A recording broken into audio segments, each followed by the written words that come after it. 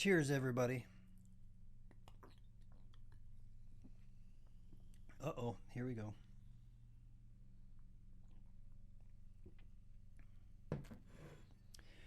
Got the sounds of summer going on outside around me. I don't know how much it's going to pick up in the sound, but we've got a lawnmower in the background. We have a mariachi band somewhere over here. I heard the girls playing in the little pool earlier.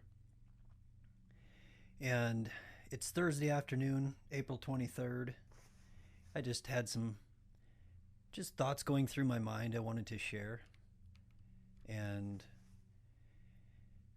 I think this time of stillness that we're all in, one of the best ways to get people to unravel their story, to allow things to bubble to the surface, is to be in this place of stillness. Just to take away all the things that we use to entertain ourselves. And before I came out here, I was with the girls and I was filling their little pool up. And I made a post a few weeks ago. Now I'm going to be burping the whole time that I'm drinking beer. I made a post last week and I got fed up with all the rubbish on Netflix and Amazon and just constant entertainment that is just almost totally meaningless for the girls. And I try to, show them shows that will entertain them but are also, nature. I used to love Marlon Perkins' Mutual of Omaha, Wild Kingdom when I was a kid. And that was back in the 80s, probably late 70s, early 80s. But I love showing them nature documentary stuff like that. So something I've noticed in this time of slowing down and not constantly being out with my eyes on this sprawling suburban culture that we've created and just being at home, I notice how much shared experience is so important to everyone. And we forget, forgive the lawnmower sound if you can hear it loudly. We forget things like football games and, concerts, graduations, whatever. On the surface, these things are about watching something. They're about, some form of engagement or entertainment or many, many, many different types of ways to engage people and entertain them and occupy them. But beneath it all is this shared experience, this sense of connection. We find mediums for connection. We forget it's all about the connection part. Too often, all these mediums for connection are very, very passive. People are sitting next to each other, never really engaging with each other. They're all engaging with this bigger thing.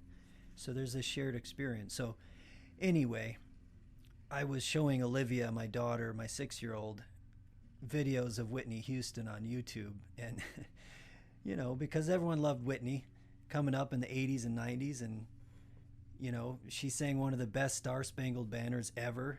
So I was showing Olivia Whitney and I was showing her the Star Spangled Banner. So Olivia has taken upon herself to try to be little Whitney now. And she definitely is not, but it's very sweet and very lovely. And so, I'm sitting here on a Thursday afternoon and it's sunny and it's beautiful and I'm filling this little pool for her and she's singing the Star Spangled Banner as loud as she can. And I'm just laughing at this moment, just looking in this moment into the stillness of it, the beauty of it, the glory of the moment that I was in with Olivia and Alice. Even right now, the noise distortion of there's a Cobra helicopter going over, there's a lawnmower, but the neighborhood is alive. You feel the neighborhood through the sounds. You feel the stuff that's going on around you. The beat of the mariachi band, just the sounds of little voices in the distance. So I was in that moment with the girls and I was just noticing, my daughter singing the Star Spangled Banner and I was having a genuine, I'm not manufacturing this, I was having a genuine sense of love and camaraderie for the place I call home. for the community, for the state, the country, just this place around me. And I was noticing the place that my mind was in. I was noticing where my attention was. My attention was in this place of appreciation and love. And I started thinking about all the other people out there that are living in a place of appreciation and love. And then I was just noticing, kind of looking at a macro level of how we speak, just thinking in general, how do we speak? And if you turn on any news channel, if you were to look in the mass media, and if you look at, Twitter feeds or whatever as it relates to politics, there's just so much negativity, so much vitriol, so much anger, so much injury. And I was just really looking at that and noticing that and thinking about that while my daughter's singing, and I'm having this kind of this beautiful all-American moment, filling my little plastic pool with water, hanging out in the late afternoon sun, listening to a, lawnmower and children laughing and things like that, and just thinking that not everyone does this. Clearly, when we look at the squeaky wheels of any culture, you can't just say everyone is the problem or everyone does this or everyone behaves. I don't like grouping people together that way. But the observation I was making was that we have these extremes, clearly, that have taken over the attention of our minds. And these extremes are really rooted in toxic masculinity and toxic femininity. It's both. We think it's, one side points at the other and the other side points at the other, and the people in the middle get all caught up in the mix. And it's like, a surfer that falls in a big wave and you're just kind of caught up in the wash and you get disoriented.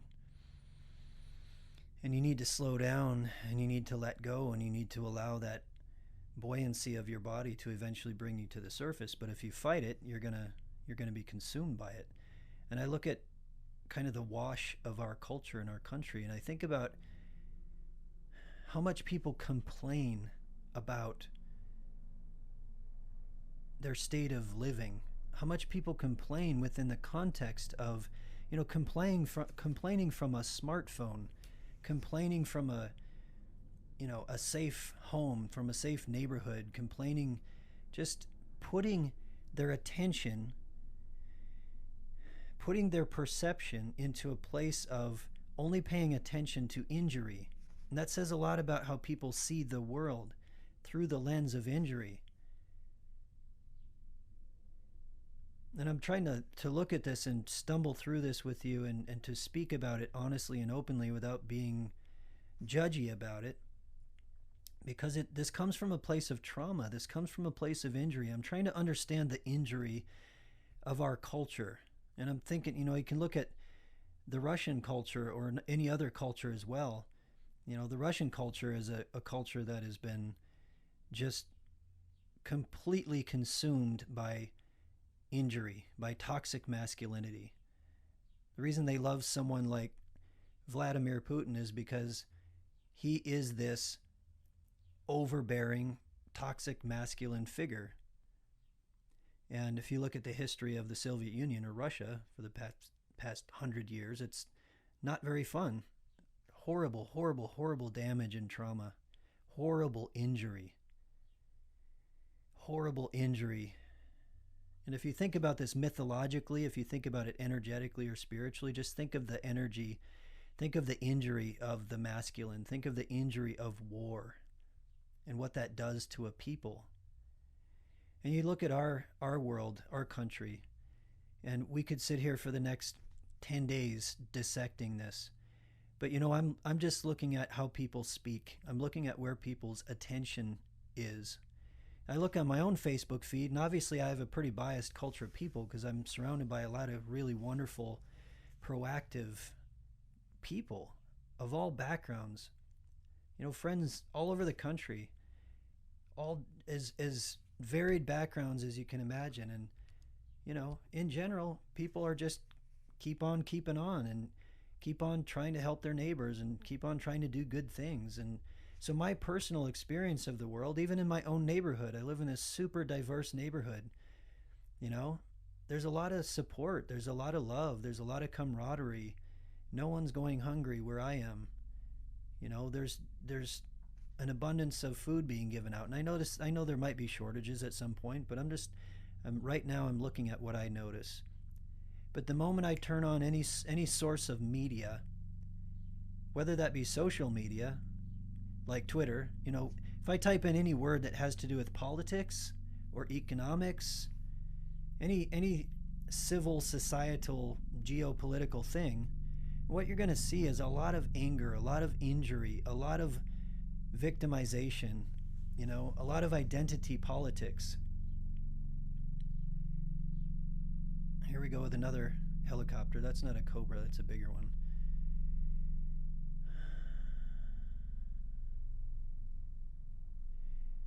I'm letting it pass. A moment of pause for the giant helicopter overhead. I live right near Camp Pendleton for anybody that hasn't listened to this before. So, you just see so much injury in the world. You just see so much injury. And people are, as individuals, are perceiving the present moment, perceiving life through the lens of injury, through the lens of I am a victim, through the lens of what's in it for me. Perhaps we can get into the why, but for some reason we have become a culture of profound injury and profound wanton ignorance. Most people consume far more completely nonsensical, fictionalized television than they do philosophy or literature or science.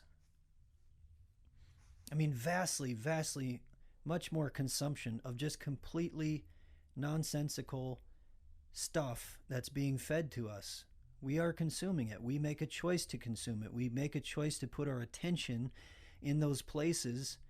And anybody out there, I think maybe this is where my thought is going, anybody out there that is complaining, looking at it and saying, what's going to happen? What's going to happen? What? Oh, our government is so bad. And oh, corporate this and this, and, you know, just all the complaining, all the I'm a victim talk.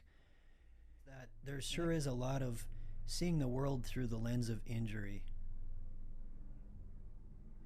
And I really contemplate where that injury comes from in our culture, because we are such an amazingly, you know, quote unquote, and I know I've even had people argue with this, but I say privileged because we have more available to us, more available at our fingertips than almost, you know, any humans have in human history. Just the opportunities, the, you know, the resources, and I know even in my mind, the injured left can creep into the thought process, just like the injured right can creep into the thought process. And the thought process, yeah, but this isn't fair. Yeah, but this isn't equal. Yeah, but this, I get it, can empathize with it, understand. But as long as we put our attention into injury, as long as we live from a place of injury, that is what we are going to manifest. That is what we are going to create. Finally, circling back to kind of the insight is, you know, we need to take full responsibility for what we create. And if you are consuming more Netflix or Facebook or, you know, whatever, don't complain when your government gets taken over by narcissists and sycophants. You know, when you haven't been paying attention, when you haven't been educating yourself, when you'll believe info wars over, you know, an experienced scientist or philosopher. You know, when we get, look, you are what you practice. We are what we practice. Wherever you put your attention is what your emotional mind and your body will respond to as reality. So if you put your attention into anger, injury, they're out to get us, this is all a conspiracy, I don't have any power, I relinquish all my power to some other, then you get what you think. You're manifesting it from a place of attention. You're putting your attention in that. You're responding emotionally to it. You're responding to the energy that you feel that's coming through the way people communicate, the way people formulate their words. It's creating a sense of energy, and you're picking up on that energy. And I feel like I'm lecturing. I'm not trying to lecture, because this is something I'm working on too. I'm working on this all the time, and maybe I'm just kind of expressing from where I'm working. We are responsible for how we interpret energy. We're responsible for how we interpret the sensations in our body. We're responsible for the angle at which we interpret those perceptions. We can choose to interpret perception, or we can choose to interpret what we're feeling in our body and how we turn that into language and ideas and beliefs, and how that manifests in our collective culture, how we co-create. We can take responsibility at the sensational level. You can learn to listen to the emotion in your body. You can learn to listen to the pulse, the sensation, and how that influences emotion, and how that turns into thoughts, and how that turns into ideas and beliefs and societal norms.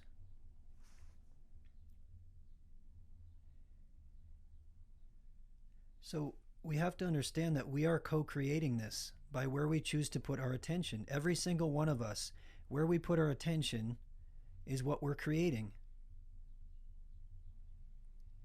So if you find yourself as an individual complaining, if you find yourself afraid, if you find yourself looking at something from an angry perspective, if you find yourself, just frustrated that those people and that those people should stop this and those people should stop that, and this is ridiculous, and that guy in the White House is this, and that woman in Congress is that, and it's everyone else's fault, and woe is me. You're not only relinquishing your power to some other outside of yourself, you're completely disavowing your own responsibility in the moment. You're literally telling a story in your mind. Your deeper emotional self is listening to the way you're speaking to yourself, and that is manifesting your emotions. It's manifesting your perception. It's manifesting your ideas and beliefs, and it's manifesting in your behavior what you choose to consume, what you choose to put out into the world, and other people are seeing that, and we're all co-creating in this constant fluid manner. And something I notice is that, oh my gosh, now we have a weed blower and a lawnmower. Oh man. So something I notice is in that those things clearly interrupt my thought process, and I'm like, okay, what the hell was I just talking about? Is it just this injury? Where's this injury coming from in this kind of a culture that we live in? We have this, clearly this toxic masculinity and this toxic femininity. Masculine energy, just to, wrap it up a little bit, masculine energy is all about moving and creating boundaries and controlling, and it's associated with enforcing your will upon something. Standing firm in something is masculine energy. Masculine energy, it's not about male and female. It's not about gender. It's the foundational energy in your body that turns into emotions, that turns into thoughts, that turns into beliefs and ideas and constructs and societal norms and all the stuff that we perceive as reality that is actually just made up stuff.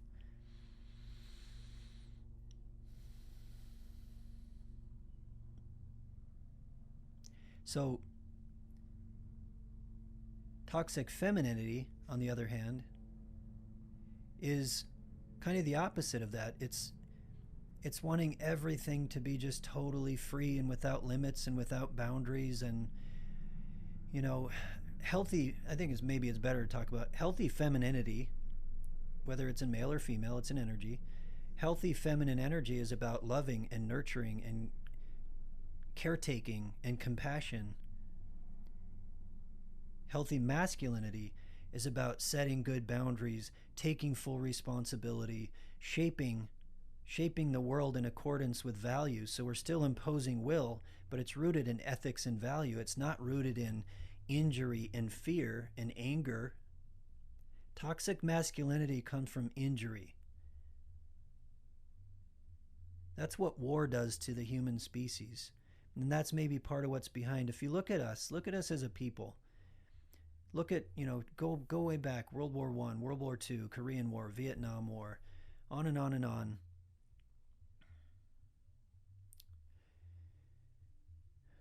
And without getting into the politics or the philosophy or anything of war, it's how does war affect people? Well, there's profound injury passed on from generation to generation to generation. And we act out our injury, and we manifest that injury, and we continue to perpetuate this machine of injury, this machine of trauma, this machine of war. And that perpetuates itself. It perpetuates the toxic, injured masculine that has, in general, taken over power in our world. We have allowed that to happen because we've manifested it, because we haven't healed our wounds, we haven't healed our injuries, we haven't done the work.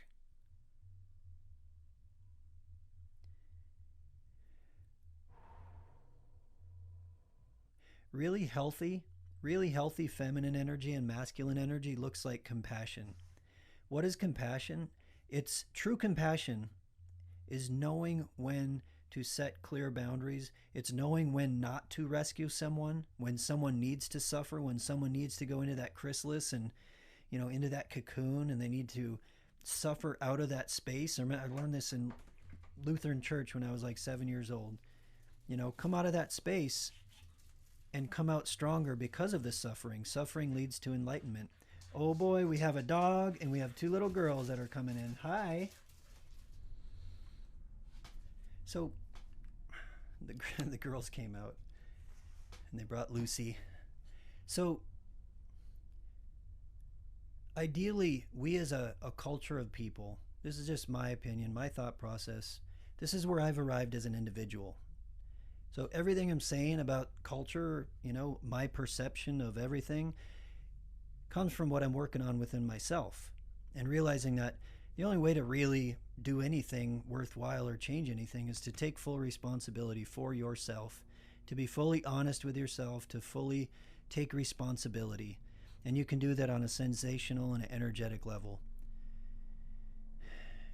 And if you interpret your injury, if you interpret your sensations and your emotions from a place of injury, and you tell yourself a story that the world has hurt me, I have been injured by the world, it's not fair, and that's a deep down unconscious story that we don't even know where it began. Maybe it began generations ago.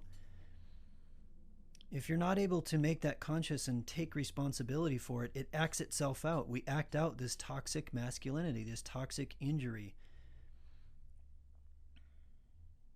Likewise, we can act out a toxic femininity, which is too much passivity, too much avoidance, too much trying to nerf everything and not allowing ourselves to test our limits, trying to force everyone to think the same and be the same. Ironically, far-right fascism and far-left fascism is like, I'm going to force you to think like I do, right? Using force to make people think a certain way, act a certain way, be a certain way. That's toxic masculinity on the right. Toxic masculinity is fascism on the right. Toxic femininity is fascism on the left. Just my opinion. We can debate about it.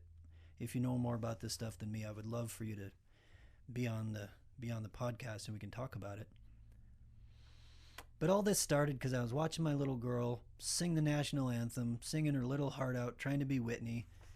And I was noticing kind of my own thought process and how my thoughts manifest in the world, how my thoughts manifest in my actions and my perceptions and what I put out into the world through these contraptions that we carry around. And I was just noticing that, if we're complaining, if you're acting from a place of injury, if you're complaining, if you're hurt, if you're lashing out in anger, and or if you are living in avoidance, if your head's in the sand, if you're passively going about this hoping life is going to return to the way it was a couple months ago, Everything's going back to normal. So if you're living passively or if you're living aggressively, you're living in your injury. There you go. Maybe I could have summarized that a long time ago, but that's kind of how the thought process opens up. If you're living passively, if you're living aggressively, and you're doing that unconsciously, meaning you're not saying, you know what, I'm going to completely live in a passive manner and I'm never going to, invoke my will upon the world. Well, you can do that consciously if you want to, and that's a choice. Just like you can consciously commit aggressive acts, and that's also a choice. Most people act these things out from a place of unconscious injury. They're injured, and they compensate in the feminine or they compensate in the masculine. And we act these injuries out, and these injuries manifest in our world. So we don't really have a whole lot of excuse when we see things falling apart, when we see someone in charge who doesn't care about you, doesn't care about you, just uses you, rides on you like a wave, rides on this, what you essentially have is a predator that feeds on your injury. That's why we have the political situation we have in our world right now. We have toxic masculinity on the right, we have toxic femininity on the left, and there's this really silent, for some reason, this silent, passive, I think the middle has been so comfortable for so long that they forgot. In fact, they don't. Most of them, just including me, as far as not serving my country as a warrior, but it's far more than that. Clearly, it's not just about serving, in your military. It's really about how have you served? How have you served your family? How have you served your community? How have you acted out your values? How have you acted out your ethics? How have you acted out your freedom? What do you choose to act out in the world? What do you choose to manifest? If you find yourself consuming, just living in your safe bubble, consuming, waiting for the world to pass, everything's going back to normal. What you don't understand is these loud extremes are acting out. They're acting out. They're acting out like injured children, and their injuries are manifesting themselves in how we do business in our world. It's why our politics is the way it is. It's why our policies are the way they are. It's why all this chaos is possible. It's why you turn the TV on and your jaw drops and you're just like, could you imagine 10 years ago? Could you imagine 5 years ago? Could you imagine 20 years ago? Living, projecting yourself into this present moment and just listening to the news for a day. Looking at this thing we call Twitter and reading what's on there, looking at our policies, looking at the state of things, how we manage things, how we lead. We don't have servant leadership anymore. We have toxic leadership. But we have allowed that to happen because it's a manifestation of how we see the world.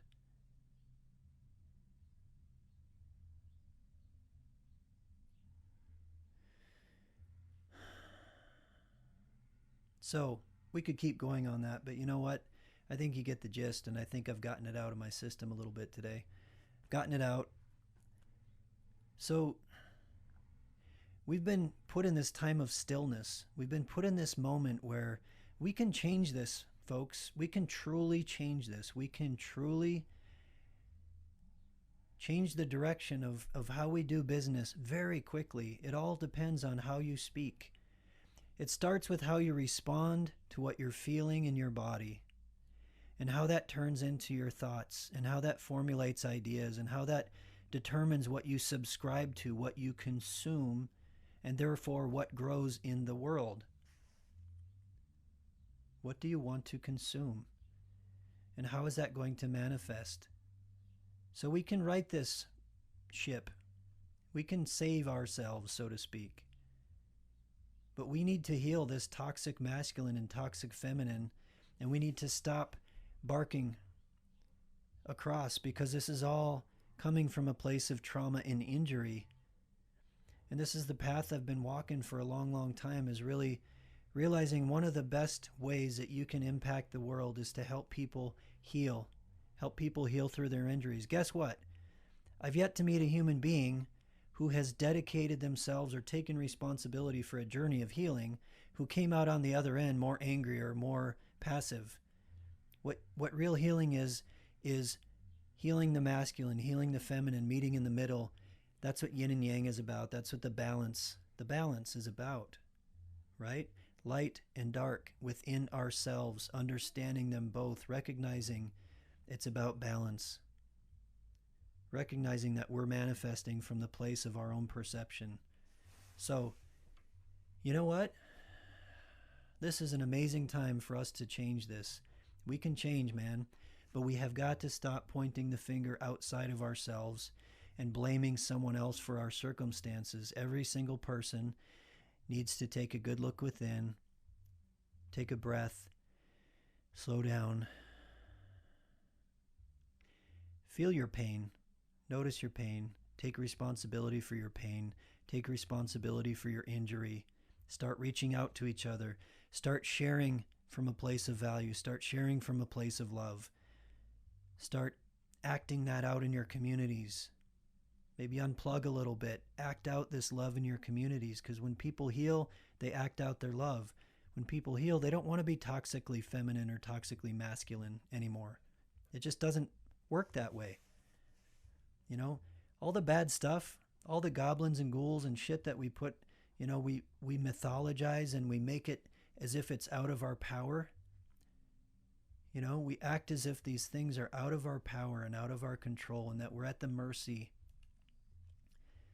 This all manifests from the inside out. We manifest it by how we read and interpret the energy and the sensations in our body.